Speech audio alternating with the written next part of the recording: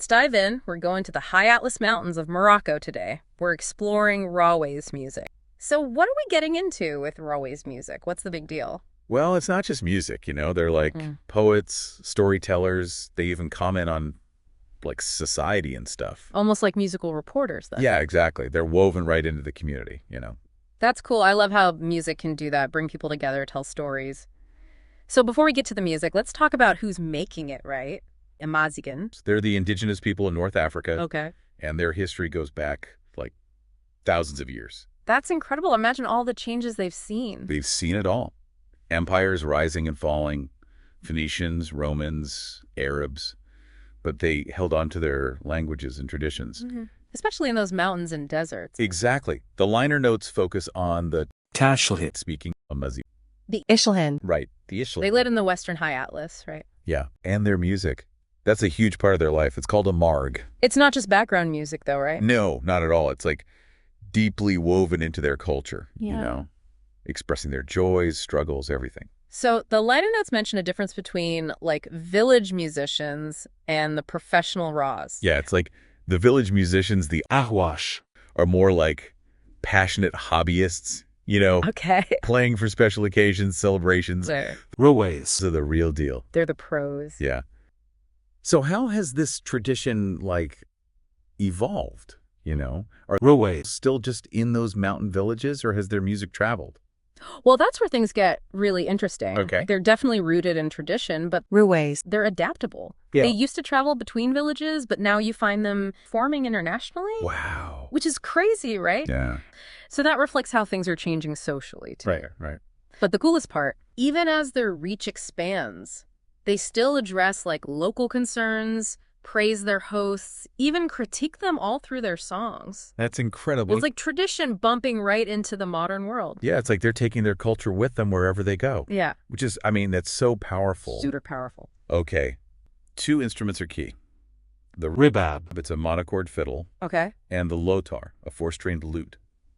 They used to be solo instruments, but now they're the heart of the Rwais sound. Creating that interplay between melody and rhythm. Yes, and then you've got Nakos. Yeah. adding another layer of rhythm. So, ready to hear some of this music? Let's do it. Okay, let's start with a song that kicks off their performances.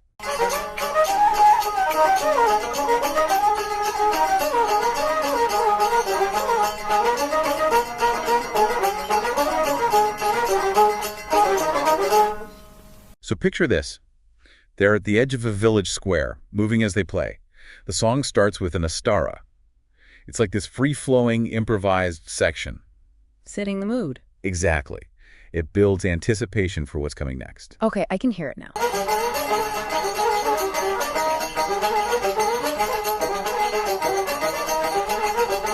Then it gets faster, more intricate.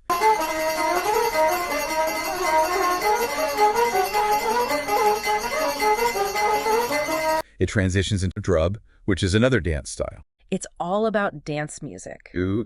Those shifting meters, the energy makes you want to move. Okay, I like it. It's also got this cool connection to Nawa music. Yeah, another Moroccan tradition, but it's got sub-Saharan African roots. Oh, wow. So it brings in this hypnotic rhythm, too. Okay, Nawa music is going on my list. You gotta check it out.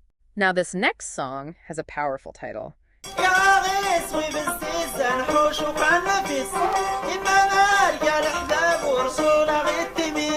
Yeah. The first line means, if they force us to get up, we'll dance and keep silent, for a marg, my friends, no longer seems sweet to me. It sounds like a lament, a reflection on the hardships of being a Race. It is. Many of their songs have this theme, life as a traveling musician isn't always easy. even when your art is so appreciated. Right. This song uses the Ashlhi mode, which is super common in Rwais music. And it features amjad, that interesting vocal style. It's kind of like a mix of speaking and singing.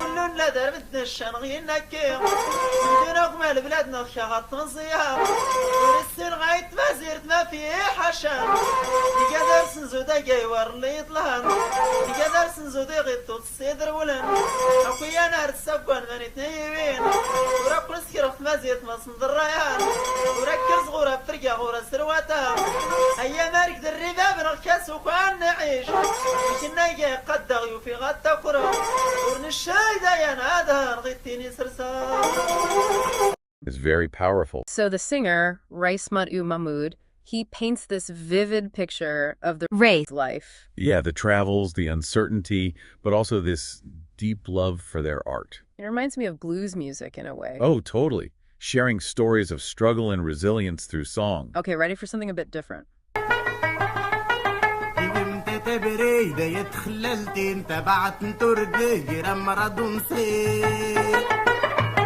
This one's cool. It uses a unique scale and rhythm. Not typical for traditional Rwais music. Right. It's like they're pushing the boundaries, experimenting, but still staying true to their roots. I love that. And the lyrics, they're fascinating. Blending the traditional with the modern. Like that line about...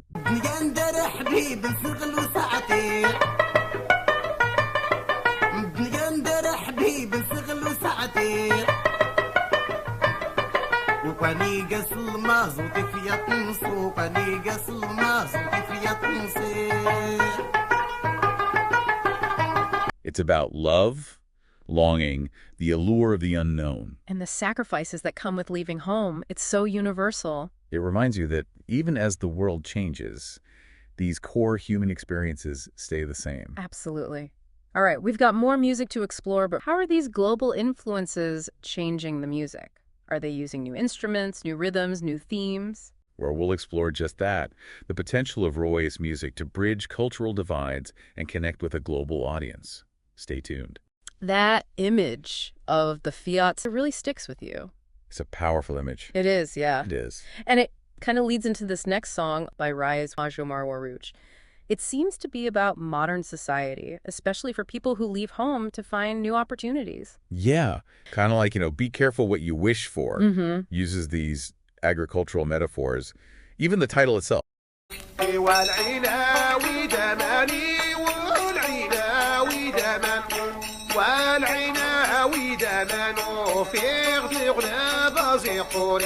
Yeah. It's like a spring trying to nourish a neglected marigold. Okay. So it's about chasing something that seems good but might actually be harmful. Yeah. And neglecting what you already have, the things that truly matter. And then there's that line about women being like, أنا دياني فلت أمرتو لودي يوجد كواني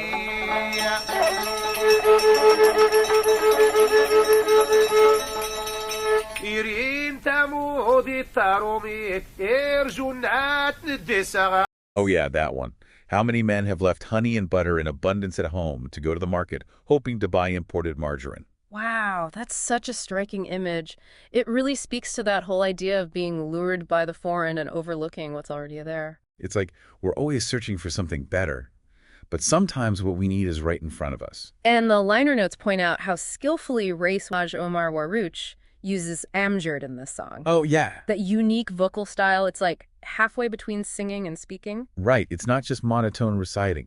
He weaves it right into the melody, adding another layer of meaning. He sounds like a true master of his craft. Well, Amjad's more like that declamatory style. Okay. But they also get super melodic. Oh, wow. All these intricate ornaments and embellishments. It's like they're showing off. Oh, yeah, they are. In a good way. Yeah, it shows their skill. Right. And it adds this emotional depth. It's like painting with their voices. It is, adding all those colors and textures. Yeah, that's beautiful. And remember, they're often improvising both the music and lyrics. Oh, wow. So that takes serious talent. That's amazing.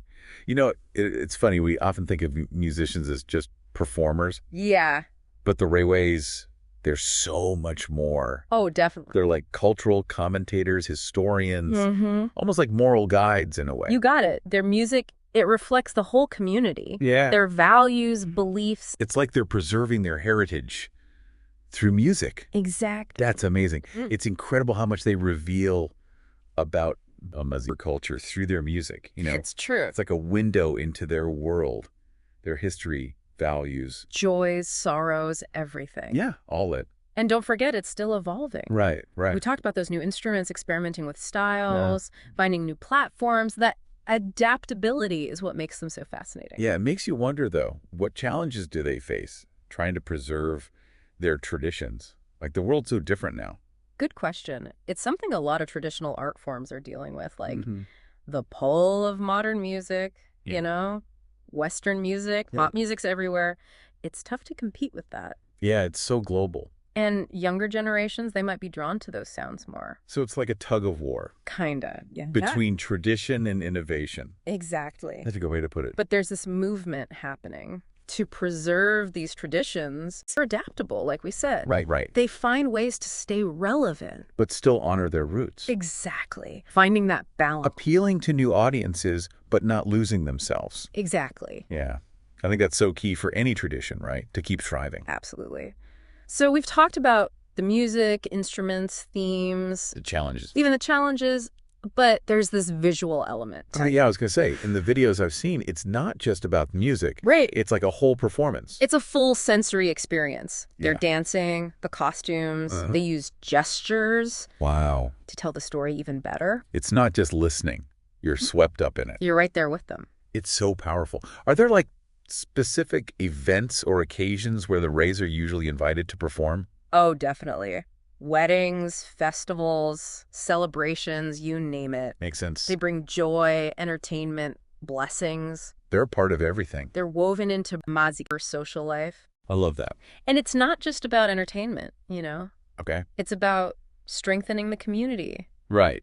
celebrating shared values, even Yeah. addressing those social concerns, It's like they're holding up a mirror to the community. reflecting all of it. I love that. The joys, sorrows. Yeah, it's like that power of music, Yeah. right? Bringing people together. It's true. It's deeper than just the sound. So, after this deep dive, Yeah. I really want to see a live Rwais performance.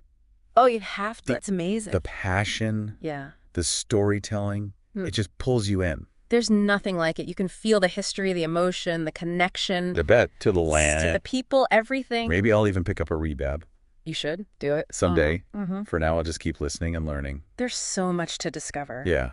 It's like a reminder that music is more than just, sound. It is. It's a window into a culture. Beautifully said. And that's what's so cool about these deep dives. Yeah. They open us up to these new worlds, They do. help us understand each other better.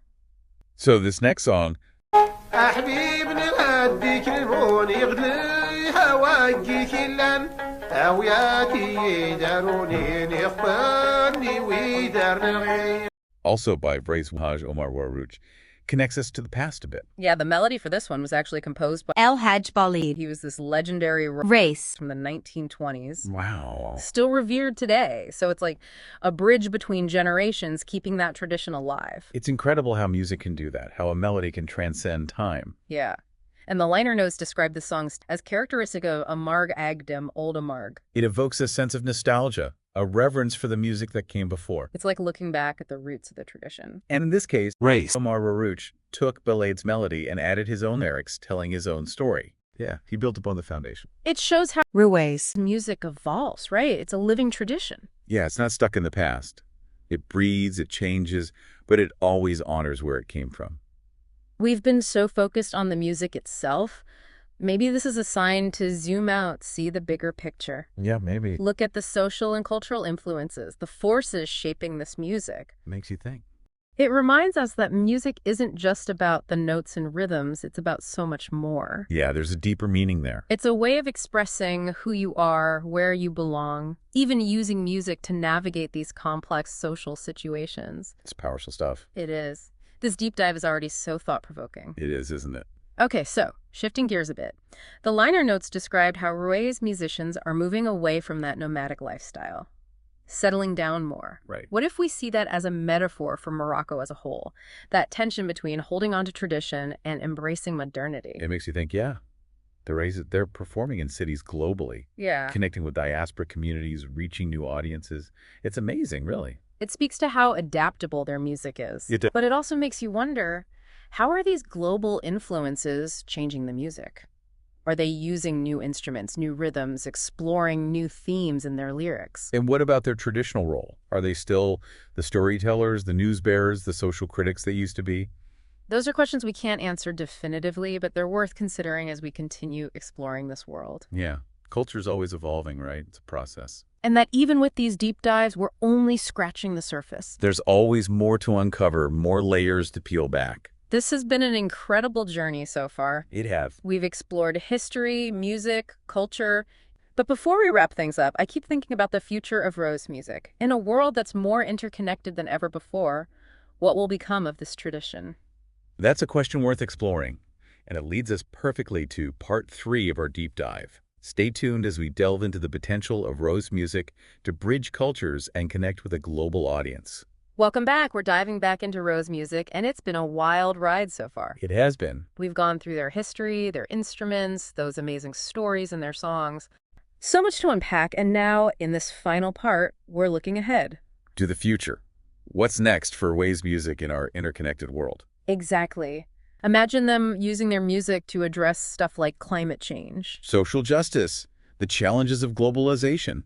They already weave modern elements into their songs. They're not shying away from the complexities of modern life. And now that they're performing globally, connecting with diaspora communities, Their reach is expanding. they have this amazing potential to amplify those messages to a huge audience, Rwais music could be this powerful tool for starting conversations. building understanding. Even driving social change, Yeah. Bringing people together through shared stories. But as they evolve, we can't forget about preserving those traditions that make Rwais music unique. Totally. Future generations need to learn from the masters, carry on this legacy. It's about finding that balance, respecting the past, while embracing the future. It's crucial for any art form to survive. Definitely. This deep dive has been a fascinating journey. Full of surprises. It's amazing how music can transcend borders, connect generations. Give us a glimpse into the human experience. It really is. We've explored history, culture, even a touch of mystery, all thanks to you bringing these sources. My pleasure. As we wrap up this deep dive, let's leave our listeners with something to think about. Okay, I like it. If the Rwais were to write a song about your life, what stories would they tell? Ooh, that's a good one. What themes would they explore? What messages would they share with the world? It makes you think about your own journey, right? Yeah, how it connects to the bigger picture, the human story. And maybe it'll inspire some folks to check out Rwais music. Discover a whole new world of sound and storytelling. That's the beauty of these deep dives, isn't it? They spark curiosity, send you down new paths. The learning never stops. Exactly. Thanks for joining us on this deep dive into the captivating world of Rwais music. It's been a pleasure. Until next time, keep exploring, keep learning, and keep your ears open to the music of the world.